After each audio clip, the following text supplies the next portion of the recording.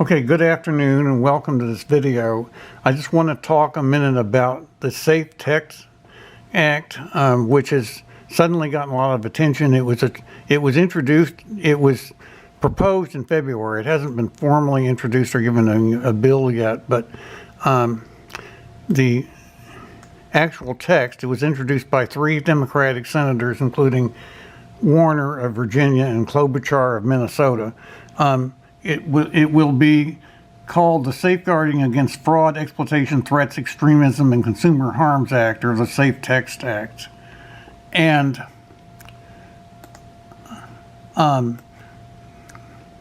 it contains some language. It adds to the language of Section 230 the idea that a provider or user of an interactive computer service shall be treated, and no one will be treated as a publisher or speaker of any speech provided by another information content provider unless the provider accepted payment to make the speech available in whole or in part, or was funded the creation.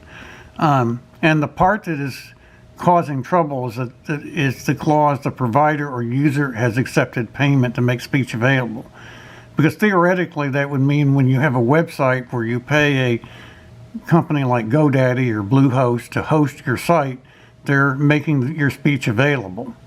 However, this language may mean a particular instance of speech, paying someone to make a particular item like an ad or an interpretation or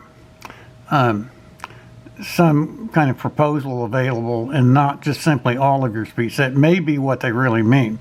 There's also a second clause of an affirmative defense that is very clumsily worded, but which I think is intended to be a good faith clause, but it needs some punctuation. It needs some English 101. So let me get back and just look at a couple of the other items. In fact, the FAQ proposal, the frequently asked questions, says, what is the scope of the carve-out for paid content? Does it cover anything beyond paid ads? Well, it says the Safe Tech Act makes clear that Section 230 immunity does not apply to any paid content. This would include advertisements as well as things like marketplace listings. And that's it. Well, their other comments were to prevent, harm to consumers, prevent swindles, and prevent scams, and so forth. But it says any paid content. Again, and it depends. If you have a domain and post blog postings on your domain, you paid for that domain, the domain name and the actual hosting space and the management. So technically that would be paid content, unless they really mean paying for an instance of paid content, if they're not referring to just the ability to post when you want to. And they don't realize that when they worded the bill that that's what they are doing. That sounds like it's possible. I essentially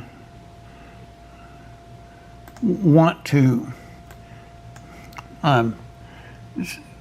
emphasize the fact that there seems to be a lot of sentiment in a lot of people, particularly on the left, that when individuals speak on their own and act on their own and don't join with others, people who are not real social, don't have a lot of social capital, people are more intellectual but maybe are not real strong into building bonds with others and so forth. When they do things on their own, they dilute the activism and compete with it and make it harder for people who are actually in need to get to protect themselves.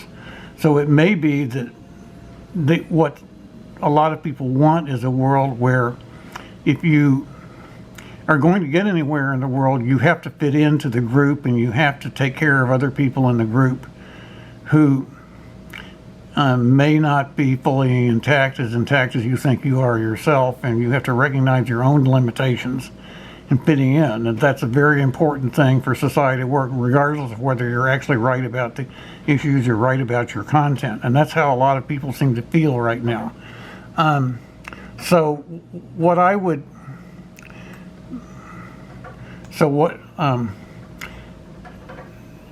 there would be a risk that over the long run, if this really did apply to web hosts, that if anybody wanted to have a web domain, there would have to be somebody who would oversee whether they were, if you didn't have Section 230 protection, if you didn't recognize the web host as like a common carrier, if it had no protection at all, somebody would have to vet the person that wanted to have the domain and see what their intentions were. And you might be concerned whether they were socially creditworthy. Did they volunteer? Are they willing to accept the idea if they're going to be online that they have to go to bat for other people publicly and be proud of their association with other people who may be in need and very public about it, raise money for other people's causes and let accept the words that they get from other people and not just simply vent their own ideas. That's what a lot of people actually want that I run into. So I wonder if that's what's going on. But the way out, again, of this Safe Tech Act right now seems to be wondering if the language, when you say,